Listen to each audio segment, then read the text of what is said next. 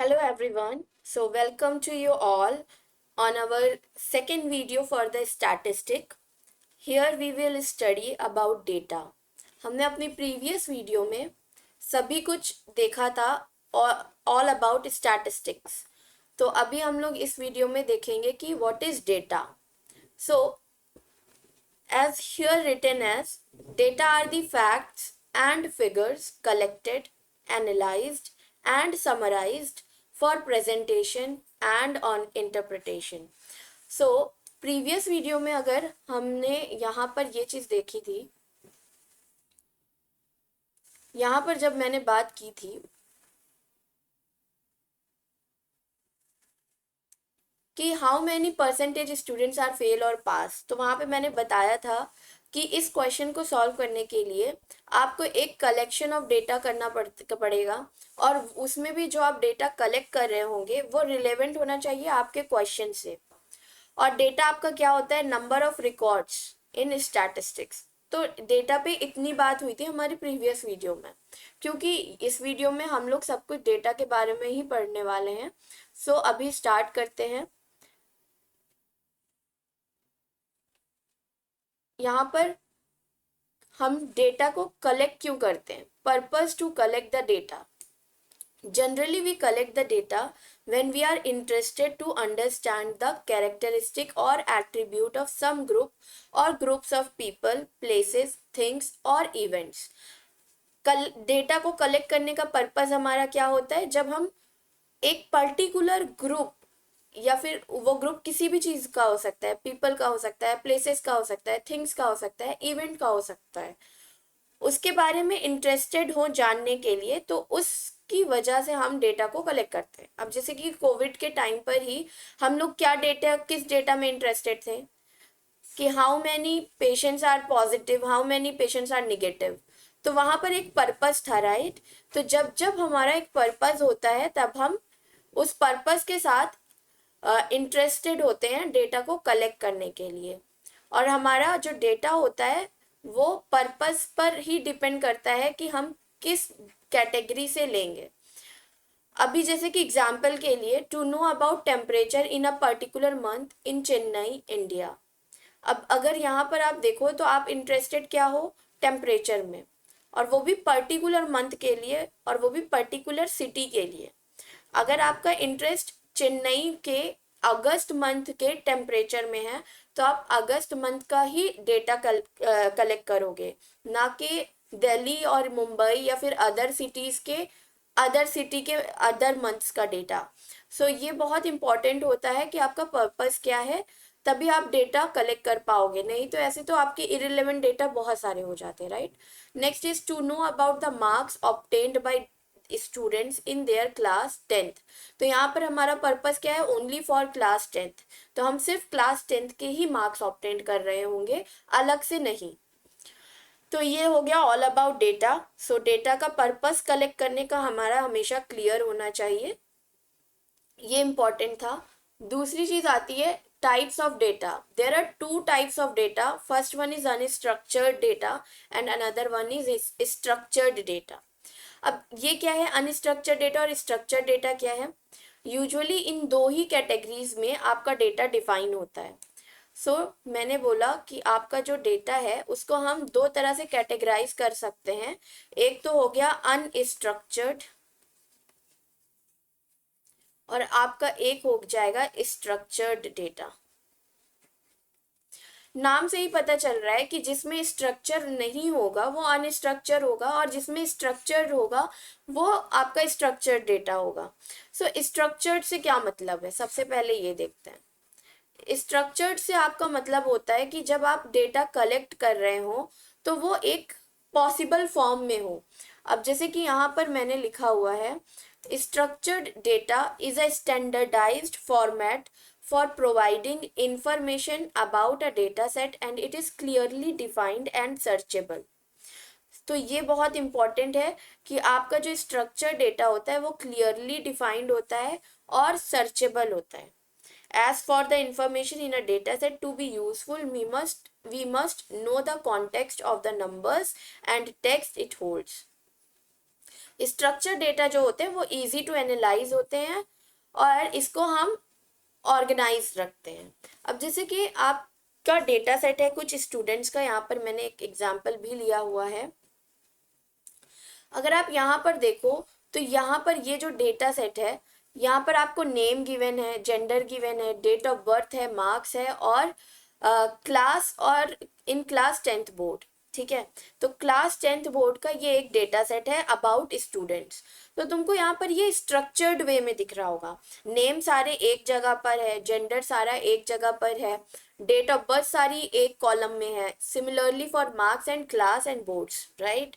But यहाँ पर आप एक चीज और नोटिस कर रहे होगे कि आपकी जो रो है, रो में आपका लेबल है और कॉलम में आपके सभी कॉलम में एक ही टाइप का डेटा है। इस कॉलम में बात करें, फर्स्ट कॉलम की बात करें तो फर्स्ट कॉलम में आपका नेम ही है। इसी तरह से सारे कॉलम, पर्टिकुलर कॉलम आपके लेबल के हिसाब से डिफाइंड है। तो जब भी आपको इस तरह से इस वे में टेबल फॉर्मेट में आपका डेटा दिया हो, जहाँ पे आपका लेबल डिफाइंड हो, रो डिफाइंड हो और रो में एक ही टाइप का डेटा हो, यूनिट सबकी सेम हो, तो उसको आप क्या बोल रहे होगे, स्ट्रक्चर्ड डेटा बोल रहे होगे। ठीक है, उसी जगह पर अनस्ट्रक्चर्ड डेटा आपका क्या हो सकता है, अनस्ट्रक्चर्ड डेटा आपका हो सकता है जिसमें इस तरह से लेबल डिफाइंड नहीं हो, रोज आपकी सेम ना हो, अलग अलग टाइप की हो, यूनिट डिफरेंट हो। अब जैसे कि यहाँ पर आप देखो, unstructured data is a data set that is not organised, ये ऑर्गेनाइज्ड ही नहीं होगी। Unstructured information is typically text heavy, यहाँ पर आपको बहुत सारे टेक्स्ट मिल सकते हैं, but may contain data such as dates, numbers, facts as well। but आपको टेक्स्ट हैवी तो होता है यूजुअली, बट आपको डेट्स, नंबर और फैक्ट भी मिल सकते हैं। अगर तुम इसका एग्जाम्पल देखो तो क्या मिल सकता है, जैसे कि YouTube comments, image files, social media post, lyrics of a song, इन सभी में कोई भी स्ट्रक्चर नहीं होता है। ठीक है, सो आई होप आपको स्ट्रक्चर डेटा और अनस्ट्रक्चर डेटा अभी क्लियर होगा। जो भी ऑर्गेनाइज्ड होता है वो स्ट्रक्चर डेटा होता है और जिसको आप ऑर्गेनाइज नहीं कर सकते हो एक पर्टिकुलर फॉर्मेट में, उसको आप अनस्ट्रक्चर डेटा बोल रहे होगे। अगर आप यहाँ पर देखें next set, data set of fertilisers, तो यहाँ पर आपको लेबल गिवन है और सभी रोज में आपको एक ही टाइप का मिल जाएगा वो वैल्यूज। तो यहाँ पर टाइप्स ऑफ फर्टिलाइजर है जिसमें इनऑर्गेनिक, ऑर्गेनिक है। तो यहाँ पर आप देखो तो ये वाली टेबल में आपको स्ट्रक्चर डेटा मिल रहा है, क्यों, क्योंकि ये टैब्यूलर फॉर्म में है और ये इंफॉर्मेशन फर्टिलाइजर्स की दे रही है, वो भी एक पर्टिकुलर प्रॉपर फॉर्मेट में। ठीक है, यहाँ से आप इजी टू एनालाइज है, आप इजीली एनालाइज कर पा रहे हो कि आपका नाइट्रोजन क्या है, नाइट्रोजन एक इनऑर्गेनिक फर्टिलाइजर है। आपका पोटेशियम क्या है, पोटेशियम एक इनऑर्गेनिक फर्टिलाइजर है। तो आपका जो डेटा सेट है उसे आप इजीली कैप्चर कर पा रहे हो कि आपको इंफॉर्मेशन क्या मिल रही है। सो स्ट्रक्चर डेटा सेट का एक और बेनिफिट होता है या फिर एप्लीकेशन बोल लो कि आपको आसानी से अपने डेटा के बारे में आंसर मिल जाता है या इंफॉर्मेशन मिल जाती है। यहाँ पे हमारा structured and unstructured data set complete हो गया। Sorry, not data set, it is data, type of data. Then another thing comes under variable and cases. तो वेरिएबल्स एंड केसेस आपको पता है ये कोई नई चीज नहीं है। केस जब आप क्वेश्चंस करते हो मैथ्स के तो उसमें भी केसेस बनते हैं, केस फर्स्ट, केस सेकंड, मतलब ऑल दी पॉसिबल ऑब्जर्वेशन कि ऐसा ऐसा हो सकता है। अगर आप डिफिनेशन पे जाओ तो डिफिनेशन क्या है, आ केस और observation is a unit for which data is collected. अब जैसे कि हम अपनी पहले वाले एग्जाम्पल में जाएं, डेटा सेट ऑफ स्टूडेंट्स में, तो यहाँ पर देखो आपका ये जो अंजलि, प्रदीप, दिव्या, सरिता, हर्षा एंड ऑल, ये सारे जो नेम्स हैं ये सब केसेस हैं। कैसे केसेस हैं कि आप इंटरेस्टेड किस में हो, आप स्टूडेंट्स में इंटरेस्टेड हो, तो आपके स्टूडेंट्स क्या क्या हैं, आपके स्टूडेंट्स ये सभी आपके स्टूडेंट्स हैं। तो फर्स्ट केस आपका अंजलि के लिए होगा और अंजलि के लिए आप ये सारी इंफॉर्मेशन कलेक्ट कर रहे होगे, gender, date of birth, marks, right, और बोर्ड। तो आप किस केस के लिए, आपका first case first student, second case second student, तो ये आपके क्या हो गए, केसेस हो गए। और अगर आप अपने वेरिएबल की बात करें तो वेरिएबल तो हम लोगों ने स्टार्ट में ही मैथ्स अगर आपका है तो मैथ्स में आपने क्लास 6 में ही पढ़ लिया होगा व्हाट इज वेरिएबल। आप एक्स फाइंड करते हो अपने क्वेश्चन में, तो एक्स क्या होता है, वेरिएबल होता है, राइट। सो अ वेरिएबल जो कि वेराई करता है, जो कि बदलता रहता है। So a variable is a characteristics और attribute that varies across all units. तो आप अगर यहाँ पर देखो तो यूनिट्स यहाँ पे क्या है, यूनिट्स आपकी डिफरेंट डिफरेंट स्टूडेंट हो गए, और यहाँ पे आपका यहाँ पे जेंडर आपका क्या हो गया, वेरिएबल हो गया, डेट ऑफ बर्थ आपका क्या हो गया, वेरिएबल हो गया, मार्क्स वेरिएबल हो गया, बोर्ड वेरिएबल हो गया। क्यों? क्योंकि डिफरेंट डिफरेंट केसेस के लिए इन सभी की वैल्यूज क्या हो रही है, चेंज हो रही है, वेराई कर रही है। तो जिसकी वैल्यूज केसेस के लिए चेंज होती है वो आपका वेरिएबल होता है। आई होप आपको क्लियर हो कि what is variable and what is case. बहुत ही बेसिक था ये। वापस से आते हैं अपने क्लासिफिकेशन ऑफ डेटा में। सो data is broadly classified into two categories, categorical data and numerical data. ठीक है, तो ब्रॉडली क्लासिफाइड है आपका ये कैटेगोरिकल और न्यूमेरिकल डेटा में। फिर हम लोगों के पास है time series and cross sectional data as well. तो आइए यहाँ पर देखते हैं। तो मैंने बोला कि डेटा आपका क्लासिफाइड है टू कैटेगरी में, एक हो गया कैटेगोरिकल और दूसरा हो गया न्यूमेरिकल। नाम से ही पता चल रहा है कि न्यूमेरिकल में आपकी न्यूमेरिक वैल्यूज होंगी और कैटेगोरिकल में आपकी कैटेगरीज होंगी, कैटेगरीज एंड न्यूमेरिक वैल्यूज। ठीक है, अभी हम लोग यहाँ पर देखते हैं कि कैटेगोरिकल डेटा क्या होता है। Categorical data are also called qualitative variables. Qualitative variable से क्या मतलब है यहाँ पर, क्वालिटेटिव। सो क्वालिटेटिव में एक वर्ड है क्वालिटी, यानी कि ये किसी भी वेरिएबल की क्वालिटी से रिलेट करता होगा। It identifies the group memberships. Group membership क्या होता है, जब आप स्टैटिस्टिक में क्वेश्चन करते हो ना, तो अब जैसे कि आपको लेट्स से एग्जांपल है कि आपकी particular city let's say Delhi में how many people are male and how many people are female. तो आपने यहाँ पे ग्रुप बना दिया, क्या ग्रुप बना दिया, एक मेल का और एक फीमेल का, राइट। तो ये आइडेंटिफाई करता है ग्रुप मेंबरशिप। तो यहाँ पे आपका जो जेंडर हो गया, जेंडर कैसा डेटा हो गया, कैटेगोरिकल डेटा हो गया। इसमें जेंडर में आपका मेल होता है और फीमेल होता है, राइट। तो मेल फीमेल न्यूमेरिक वैल्यू तो नहीं है, बल्कि ये कैटेगोरिक वैल्यू है। इसमें आपका ये ग्रुप को आइडेंटिफाई कर रहा है। तो एक एग्जांपल जेंडर का हो गया जो कि कैटेगोरिकल डेटा होता है। दूसरा क्या होता है कि we can not perform any meaningful mathematical operation on it. अब मेल और फीमेल पे आप मैथमेटिक्स अप्लाई कर सकते हो क्या, नहीं कर सकते। हाँ, मेल और फीमेल का जो आप पर को वैल्यू मिलेगी, न्यूमेरिक डेटा मिलेगी, उसको आप जरूर अप्लाई कर सकते हो। Next thing is in the student data set. अब यहाँ पे भी देखो वही सेम एग्जाम्पल मैंने लिखा हुआ है। और बोर्ड, अपने पहले वाले एग्जाम्पल में बोर्ड भी जो था, स्टेट बोर्ड है कि आईसीएसई है या सीबीएसई है, वो भी आपका क्या है, कैटेगोरिकल डेटा है। और यहाँ पे भी आप स्टूडेंट्स को तीन कैटेगरीज में, ग्रुप में आइडेंटिफाई कर रहे हो, state board, ICSE and CBSE. So I hope आपको कैटेगोरिकल डेटा भी क्लियर होगा यहाँ पर। Next thing is numerical data. So numerical data जो होता है वो क्वांटिटेटिव वेरिएबल होता है, क्वांटिटी बताता है, क्वांटिटी डिस्क्राइब करता है, और ये डिस्क्राइब करता है न्यूमेरिकल प्रॉपर्टीज ऑफ डेटा। और क्योंकि ये न्यूमेरिक डेटा है तो इस पे हम मैथमेटिकल ऑपरेशंस भी इजीली कर लेते हैं। ओके, नेक्स्ट थिंग इज अगर आप डेटा सेट में अपने जाएं यहाँ पर एग्जाम्पल में, तो आपको यहाँ पर क्लियरली दिख रहा होगा कि आपका जो ये मार्क्स है वो न्यूमेरिक डेटा है, न्यूमेरिकल डेटा है। वहीं आपका जो जेंडर है वो कैटेगोरिकल है। डेट ऑफ बर्थ तो कैटेगोरिकल नहीं हो सकता क्योंकि यहाँ पे ग्रुप में तो नहीं बांट रहा है ये। और यहाँ पे आपका ये जो 10th बोर्ड है वो भी आपका कैटेगोरिकल है। तो न्यूमेरिकल में आपका क्या आया, न्यूमेरिकल डेटा सेट में आपके मार्क्स आए, और इस मार्क्स पे आप डिफरेंट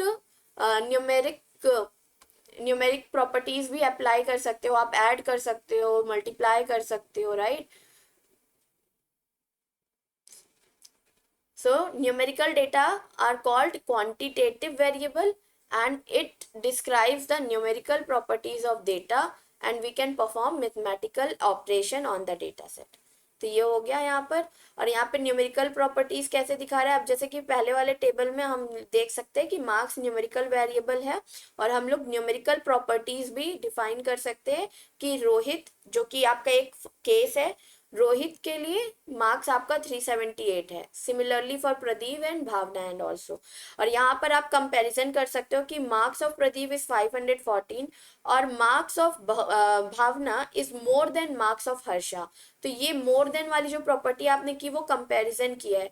तो greater than, lesser than, equal to, ये सभी क्या है आपके मैथमेटिकल ऑपरेशन है और वो आप न्यूमेरिकल डेटा पे कर सकते हो। बट आप मेल और फीमेल में कोई इस तरह का ऑपरेशन नहीं कर सकते हो, राइट।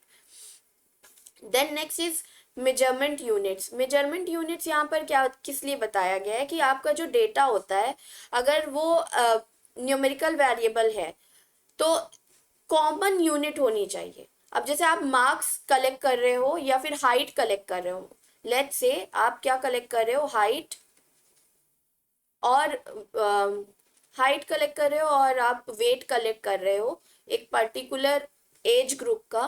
तो यहाँ पर हाइट अगर आप कलेक्ट कर रहे हो तो उसकी जो, अगर आप सेंटीमीटर में कलेक्ट कर रहे हो तो आपकी रोज जो होंगी, रोज, वो रोज में सभी की यूनिट सेम होनी चाहिए। सिमिलरली अगर आप वेट कलेक्ट कर रहे हो डेटा तो केजी में ही होना चाहिए सारा। तो यहाँ पर वो है कि अगर आपका डेटा जो है, the data that make up a numerical variable in a data table must share a common unit. और इसी तरह से scale defines the meaning of numerical data such as weights measured in kilograms, price in rupees, heights in centimetres etcetera. तो ये तो आपको पता होगा कि ये सभी जिनकी भी जो भी न्यूमेरिकल डेटा होते हैं उनमें कुछ ऐसे डेटाज होते हैं जिनकी यूनिट एग्जिस्ट करती है। तो वो जो यूनिट होनी चाहिए वो अक्रॉस द टेबल सेम होनी चाहिए। नेक्स्ट आते हैं हम टाइम सीरीज और क्रॉस सेक्शनल डेटा पर। सो time series and cross sectional data में अगर हम देखें तो what is time series and what is cross sectional data, तो दोनों ही एक दूसरे से बहुत ही रिलेवेंट है और डिफरेंस एक आ जाता है। डिफरेंस क्या आता है यहाँ पर, सबसे पहले if the data is recorded over a period of time then it is called time series data. Graph of a time series showing values in chronological order is known as time plot. So what is time series data? Recorded over a period of time. जब भी आप किसी data को एक particular period of time के लिए record करते हो तो वो टाइम सीरीज डेटा कहलाता है। अगर हम एग्जाम्पल लें तो let's say data is collected to observe the temperature in Delhi for 7 different days. तो यहाँ पर आपकी रेंज क्या हो गई, 7 different days, 7 different days. So आपने दिल्ली में 7 different days के लिए एक पीरियड ऑफ टाइम के लिए, यहाँ पर आपको एक पीरियड गिवन हो गया ना, एक पीरियड ऑफ टाइम के लिए आपने रिकॉर्ड किया है।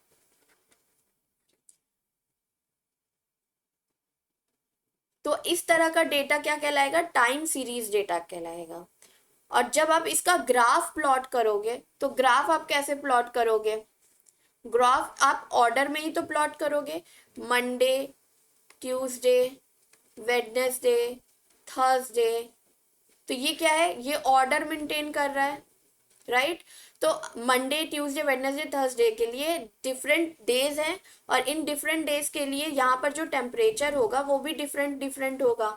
और ये जब आप एक ग्राफ में शो करोगे, तो इस ग्राफ को आप क्या बोलते हो, टाइम प्लॉट ग्राफ। ओके तो यहाँ पर ये जो गिवन है ना, graph of a time series showing values in chronological order. तो क्रोनोलॉजिकल ऑर्डर क्या होता है, order in which a series of events happened and that is known as time plot. Next is if the data is observed at the same time then it is called cross sectional data.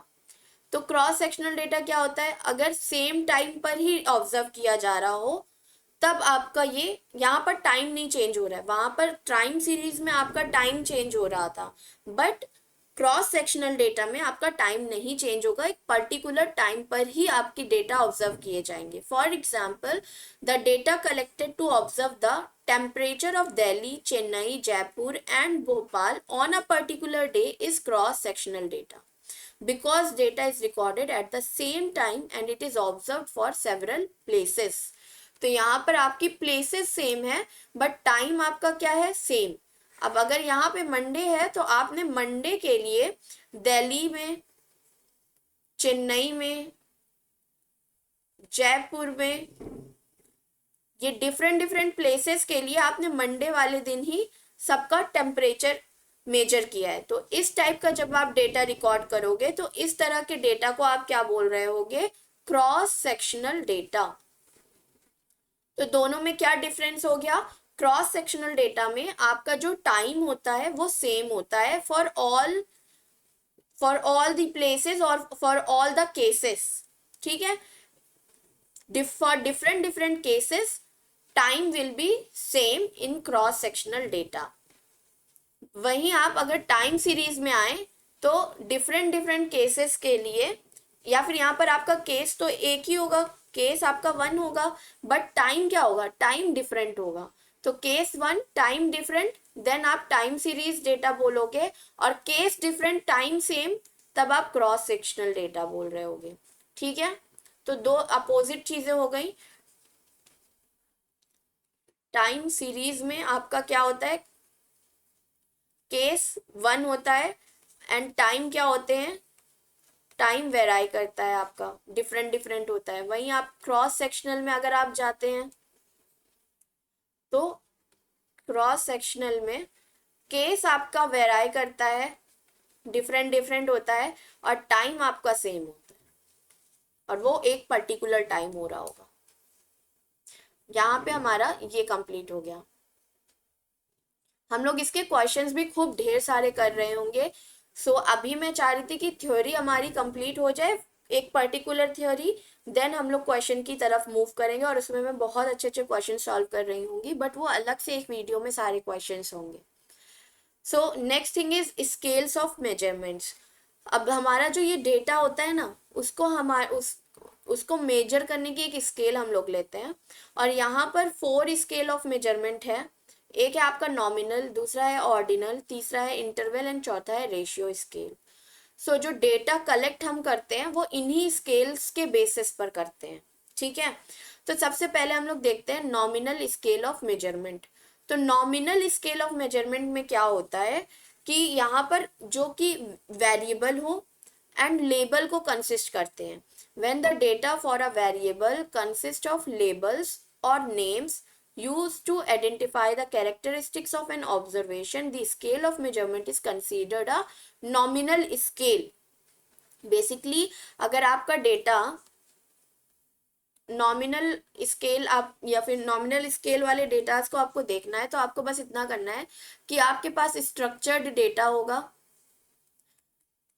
और structured data में जो आपके columns value होंगे ना, columns value, वो आपका होगा nominal scale.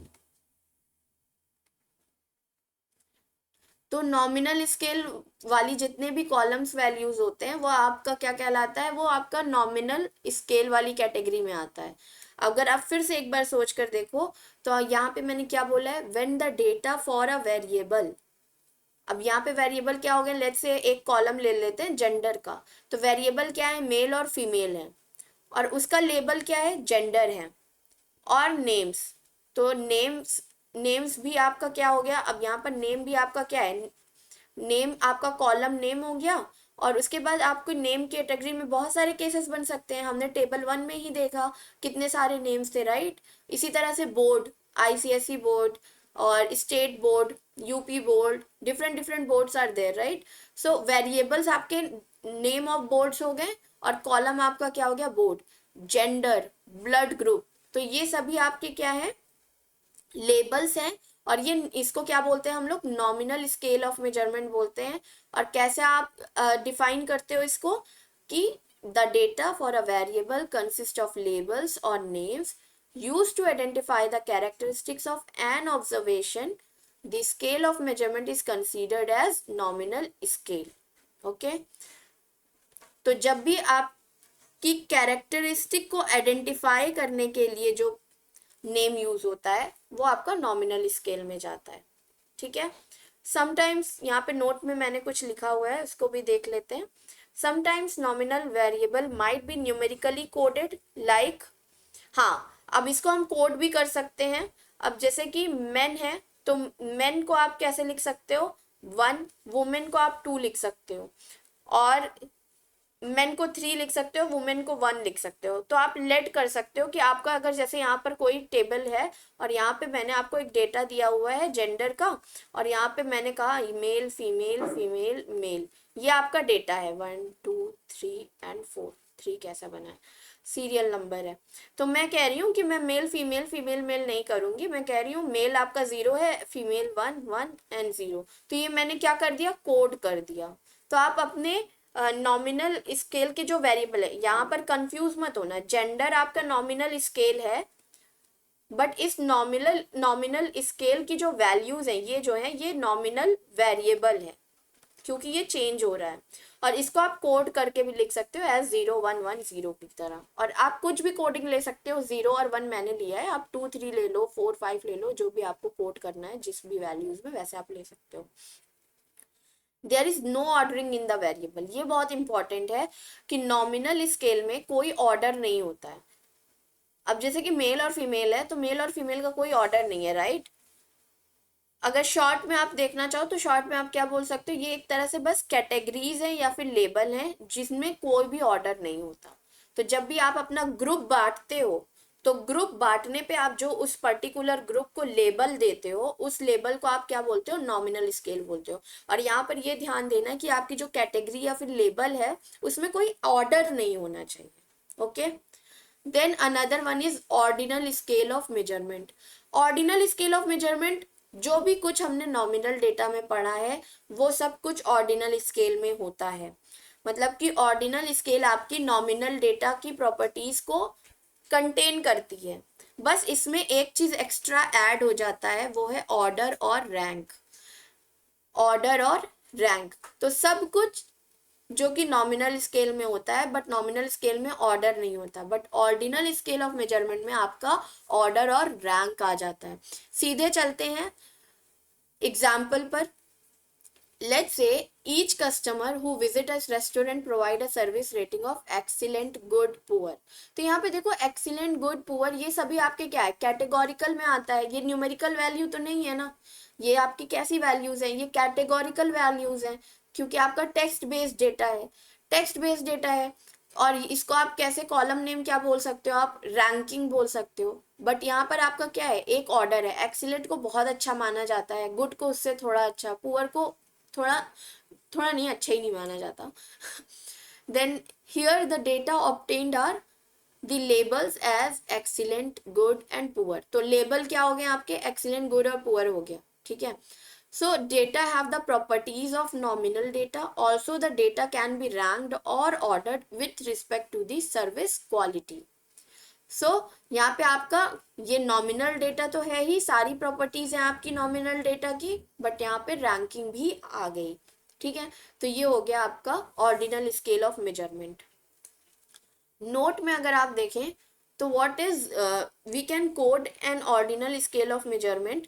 हम यहाँ पर क्योंकि नॉमिनल डेटा को हम लोग कोड कर सकते थे तो ऑर्डिनल डेटा को भी तो कोड कर सकते हैं, राइट। अब जैसे यहाँ पर एक्सीलेंट, गुड और पुअर है तो मैं बोल देती हूँ कि एक्सीलेंट जहाँ जहाँ पर होगा वहाँ वहाँ पे हम लिख रहे होंगे 0, गुड जहाँ पर होगा वहाँ पे हम लिख रहे होंगे 1, पुअर जहाँ पर होगा वहाँ पे हम लिख रहे होंगे 2।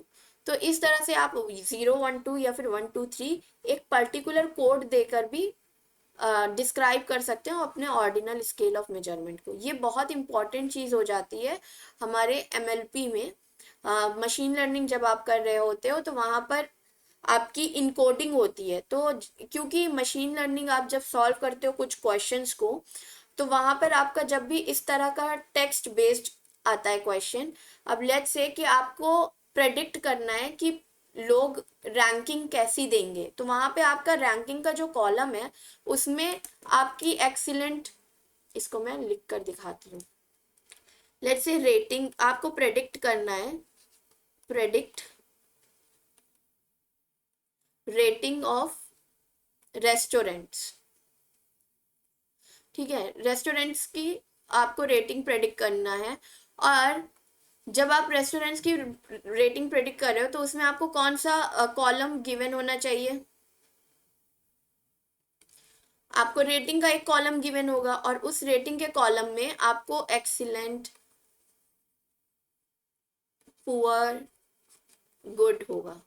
लेट्स से अगर ये है तो आप टेक्स्ट बेस्ड पे तो आप एमएलपी नहीं अप्लाई कर सकते हो, आप अपना मशीन लर्निंग नहीं अप्लाई कर सकते हो एक्सीलेंट, पुअर और गुड पर। क्यों? क्योंकि मशीन लर्निंग में जो होता है वो जो भी एल्गोरिदम्स होती हैं वो एल्गोरिदम आप अप्लाई करने के लिए आपका न्यूमेरिकल डेटा होना चाहिए। तो आप क्या करते हो, आप अपने न्यूमेरिकल डेटा में इसको न्यूमेरिकल डेटा में कन्वर्ट करते हो। और कैसे कन्वर्ट करते हो? इनकोडिंग करके, इनकोडिंग करके। और इनकोडिंग आप कैसे करते हो? आप लेट कर लेते हो कि एक्सीलेंट जहाँ जहाँ है वो 0 है, पुअर जहाँ जहाँ है 1 है और गुड जहाँ पर है वो 2 है। तो इस तरह से आप इनकोडिंग कर देते हो और इसको न्यूमेरिकल डेटा में चेंज कर देते हो। ठीक है, ये तो नॉर्मल बेसिक सा था। बाकी आगे और भी चीजें होती हैं, उस उन सभी चीजों में मैं अभी जाना नहीं चाहती, बट ये पढ़ क्यों रहे हैं इसलिए बताना जरूरी था मेरा। Next is, in short, ordinal scale is just categories or labels which contain an order. Next one is interval scale of measurement. What is interval scale of measurement? Interval से ही पता चल रहा है कि यहाँ पर एक इंटरवल होगा। इंटरवल क्या होता है? इंटरवल एक रेंज होती है, राइट? एक पर्टिकुलर रेंज आती है इंटरवल में। If the data have all the properties of ordinal data and the interval between values is expressed in terms of a fixed unit of measure, then the scale of measurement is interval scale. Without further delay हम लोग start करते हैं example से। ठीक है, example से ही ये अच्छे से समझ में आने वाला है। इंटरवल स्केल जो होती है, अब जैसे कि यहाँ पर आप एग्जाम्पल लीजिए कि एक एसी रूम है जहाँ पर टेम्परेचर आपने सेट कर दिया 20 डिग्री सेंटीग्रेड और जो टेम्परेचर है आउटसाइड है वो 40 डिग्री सेंटीग्रेड है। तो आप यहाँ पर आपको एक रेंज मिल रही है। Wait, data with interval scale of measurement are always numeric and we can find out the difference between any two values. इसको मैं अलग से एग्जांपल लेके दिखाती हूँ आपको। इंटरवल स्केल ऑफ मेजरमेंट, तो इंटरवल क्या होगा आपका? अब लेट्स से आप टेम्परेचर को ले लीजिए। टेम्परेचर की एक रेंज होती है 0 डिग्री से आपका कहीं कहाँ तक जा सकता है आपका ये 273 तक।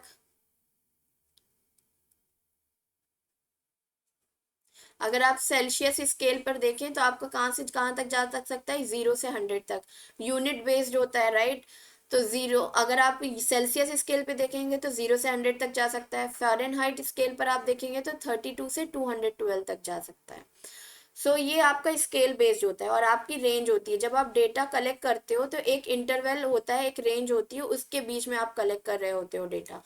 वहीं पर आपकी ये जो इंटरवल स्केल होता है उसमें आपका रेशियो डिफाइन नहीं होता है, रेशियो की कोई मीनिंग नहीं होती है यहाँ पर। इसका मतलब क्या है यहाँ पर मेरे कहने का? अब अगर हम एग्जांपल लें किसी रूम का जहाँ पर आपका टेम्परेचर 20 डिग्री सेंटीग्रेड रूम के अंदर है, जहाँ पर एक एसी लगी हुई है और बाहर आपका 40 डिग्री सेंटीग्रेड है, तो ये कहना तो सही है कि जो रूम का टेम्परेचर है वो 20 डिग्री सेंटीग्रेड कम है बाहर के टेम्परेचर से। बट क्या आप ये कहोगे कि बाहर का जो टेम्परेचर है वो ट्वाइस है एज हॉट एज इंडोर, मतलब बाहर का टेम्परेचर 2 गुना है अंदर के टेम्परेचर से? ये नहीं कहते हम। सो ऐसे भी ऐसे सभी डेटा जहाँ पे सिर्फ आप डिफरेंस ले सकते हैं और एक इंटरवल होगा, वो सभी डेटा आपके किस में आ जाते हैं? इंटरवल स्केल ऑफ मेजरमेंट में आ जाते हैं। मैं यहाँ पे लिख देती हूँ इंटरवल स्केल ऑफ मेजरमेंट में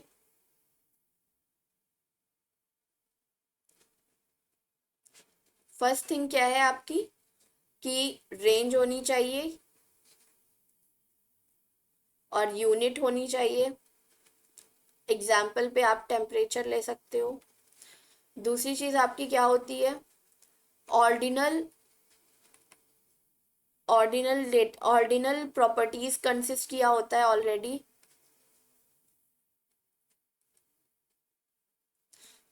और तीसरी चीज क्या होती है आपकी, डिफरेंस जो होता है वो डिफाइंड होता है इनके लिए।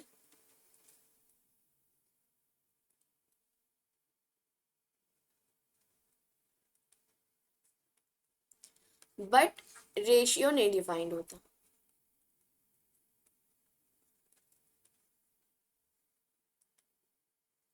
सो ये चार चीजें हैं हमारी for interval scale of measurement.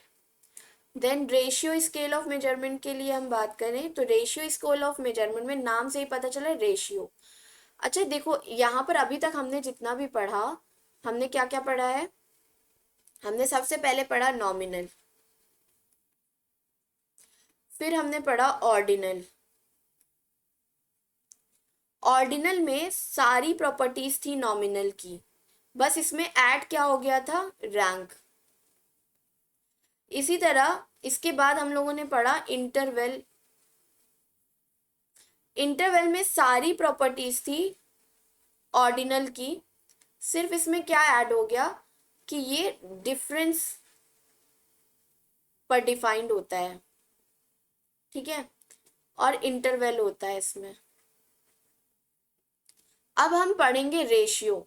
तो रेशियो में भी सेम आपकी सारी प्रॉपर्टीज होंगी अबाउट इंटरवल, बस इसमें आप क्या आ जाएगा, रेशियो। क्योंकि आपका जो इंटरवल था ना वो आपके रेशियो पे डिफाइन नहीं था, आप यहाँ पर रेशियो नहीं ले सकते थे, आप डिवाइड नहीं कर सकते थे अपने डेटा को। बट यहाँ पर रेशियो इंटरवल में you can divide your data and can take information. तो यहाँ पर आप ले सकते हो information from ratio as well, ठीक है। तो ये तो डिफरेंस हुआ सारी चारों स्केल में। अब रेशियो के बारे में थोड़ा और अच्छे से पढ़ लेते हैं। If the data have all the properties of interval data and the ratio of two values is meaningful, then the scale of measurement is ratio scale. तो ऊपर वाले में इंटरवल डेटा में हमने क्या देखा था कि ratio of to values was not meaningful, but here ratio of to values is meaningful. अब जैसे कि हम एग्जाम्पल पे अगर देखें, सो हाइट, वेट, मार्क्स, ये सभी में आपकी ऐसी प्रॉपर्टीज हैं जहाँ पे आप ऐड, सब्सट्रैक्ट, मल्टीप्लाई, डिवाइड, ये चारों चीजें करके अपने डेटा से इंफॉर्मेशन ले सकते हो, ठीक है। और यहाँ पर आप इसमें इस तरह की यूनिट्स जहाँ पर आप ऐड, सब्सट्रैक्ट, मल्टीप्लाई और डिवाइड, ये सभी ऑपरेशन करके इंफॉर्मेशन ले सकते हो डेटा से, उसको आप क्या बोल सकते हो कि ये सभी किस तरह की प्रॉपर्टी कंसिस्ट करती हैं, absolute zero property, absolute zero property consist करती हैं।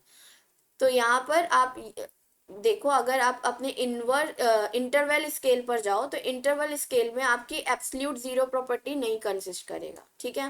Ratio of values have no meaning here because the value of zero is arbitrary, okay. यहाँ पर जीरो की मीनिंग कुछ नहीं है, बट यहाँ पर आपके जो रेशियो स्केल में होते हैं वो सभी यूनिट्स कंसिस्ट होती हैं रेशियो स्केल में जिनके पास एब्सोल्यूट जीरो प्रॉपर्टी हो और जिन पर आप सारे मैथमेटिक्स के कैलकुलेशंस को अप्लाई कर सकते हो। बट इंटरवल स्केल में आप डिवाइड वाले को नहीं कर सकते हो, आप सिर्फ डिफरेंस देख सकते हो। तो यहाँ पर ऑल अबाउट डेटा, जो कि मैंने आपको बताया था कि हम लोग बेसिक में कवर कर रहे होंगे, वो मैंने कर दिया है कि आप, एंड आई होप कि आपको समझ में आई वो चीज़ें। सो आज हम लोगों ने क्या क्या चीज़ें पढ़ी हैं एक बार देख लेते हैं। सबसे पहले हम लोगों ने पढ़ा डेटा। डेटा में भी हम लोगों ने दो चीज़ें पढ़ी, एक पढ़ी स्ट्रक्चर्ड और दूसरी पढ़ी अनस्ट्रक्चर्ड। फिर हम लोगों ने पढ़ा क्लासिफिकेशन ऑफ डेटा, क्लासिफिकेशन में भी हम लोगों ने दो चीजें पढ़ी, एक आपकी क्या थी, कैटेगोरिकल, और दूसरी क्या है, न्यूमेरिकल। ठीक है, क्लासिफिकेशन में ये दो चीजें पढ़ी हम लोगों ने। फिर उसके बाद हम लोगों ने क्या पढ़ा है, scale of measurement. Scale of measurement में क्या पढ़ा हम लोगों ने, एक तो पढ़ा हमने nominal scale, then ordinal,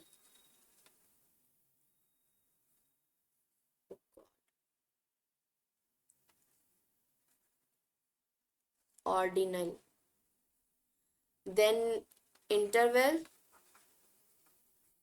then ratio. ठीक है, these are 4 kind of scales are there. अभी हम लोग कुछ क्वेश्चंस करते हैं और देखते हैं कि उसके आंसर्स आपसे हो पा रहे हैं या नहीं, इसी बेस्ड पर होगा। तो सबसे पहले क्या गिवन है, an analyst wants to conduct a survey for testing the maintenance of hospitals in a particular district in Bihar, for which he selects 25 hospitals randomly from that district. Identify the sample and population. तो यहाँ पे हमें sample और population देखना है। तो अगर आपको याद होगा, सैंपल और पॉपुलेशन मैंने क्या बताया था आपको, पॉपुलेशन क्या होता है, एक पॉपुलेशन होता है कि जहां पर आप अब इंटरेस्टेड हो अपने डेटा को कलेक्ट करने के लिए, और सैंपल क्या होता है, इंटरेस्टेड प्लेस से कुछ पर्टिकुलर केसेस को उठाना और उन पर ऑब्जर्वेशन करना, वो आपका सैंपल होता है। अगर यहाँ पर आप देखो तो analyst wants to conduct a survey for testing the maintenance of hospital in a particular district in Bihar. तो बिहार के कुछ डिस्ट्रिक्ट होंगे जहाँ पे हॉस्पिटल मेंटेनेंस के लिए सर्वे होगा, और इन्होंने 25 हॉस्पिटल्स लिए हैं रैंडमली डिस्ट्रिक्ट से। तो पॉपुलेशन क्या है आपका, the population is all the hospitals in Bihar and the sample is all the hospital in the district. नहीं, देखो सैंपल तो बहुत ही क्लियर है कि 25 हॉस्पिटल सेलेक्ट हुए हैं, तो 25 हॉस्पिटल्स जो कि सेलेक्ट हुए हैं बिहार में, वो ही सैंपल होने वाला है। तो यहाँ पर आपका ऑप्शन डी तो नहीं होगा, ऑप्शन डी पहले ही हटा दो, ऑप्शन ए भी हटा दो, क्योंकि all the hospitals in the district given है एज अ सैंपल, और ये गलत है। So 25 selected hospital in Bihar, ये सैंपल है, तो there is a possibility of be कि ये सही हो जाए। और फिर यहाँ पर क्या गिवन है, sample is 25 selected hospital in the district. तो अब यहाँ पर देखो, यहाँ पे बिहार गिवन है, यहाँ पर डिस्ट्रिक्ट गिवन है। ठीक है, अब इन दोनों में एक ये कंफ्यूजन आ गया कि हम बिहार को चूज करेंगे या डिस्ट्रिक्ट को चूज करेंगे। अब इससे पहले हम चलते हैं पॉपुलेशन की तरफ। So the population is all the hospital in Bihar and the population is all hospitals in the district of Bihar. तो क्लियरली गिवन है hospitals in a particular district in Bihar. तो आपको ऑप्शन कौन सा सही होगा, सी। क्यों, क्योंकि यहाँ पर डिस्ट्रिक्ट ऑफ बिहार से पॉपुलेशन गिवन है, और यहाँ पर आपका डिस्ट्रिक्ट के बारे में गिवन ही नहीं है कुछ। ठीक है, तो इसका ऑप्शन सी करेक्ट होगा। यहाँ पर मैं इस वीडियो को पॉज करती हूँ, नेक्स्ट वीडियो में हम लोग आगे के बाकी क्वेश्चन सॉल्व कर रहे होंगे, और फिर आगे का नेक्स्ट थर्ड चैप्टर मैं स्टार्ट करूँगी। So stay tune with us. और अगर आपको किसी भी चीज़ की कमी लग रही है मेरी वीडियोस में, तो प्लीज़ मुझे कमेंट सेक्शन में मेंशन करके बताएं, मैं ट्राई करूँगी कि मैं इम्प्रूव करूँ। और क्योंकि हम लोगों को अपना सिलेबस कंप्लीट करना है, हमारे पास 4 मंथ्स है गेट का सिलेबस कंप्लीट करने के लिए, तो मैं चाह रही थी कि थ्योरीज आपकी जो हो वो बहुत ही, जितना सिंपली आपको समझाया जा सके उतना सिंपली मैं समझा दूँ, और हम बहुत सारे क्वेश्चंस प्रैक्टिस करें, क्योंकि at the end basics clear होना इम्पॉर्टेंट है, बट हमें क्वेश्चन सॉल्व करने भी आने चाहिए, और उसके लिए सबसे अच्छा सबसे अच्छी स्ट्रैटेजीज जो होती हैं वो होती है प्रैक्टिस करना। तो मैं ट्राई करूँगी कि हम लोग ढेर सारे क्वेश्चंस प्रैक्टिस कर रहे हो अपने आने वाले सेशंस में। So thank you so much.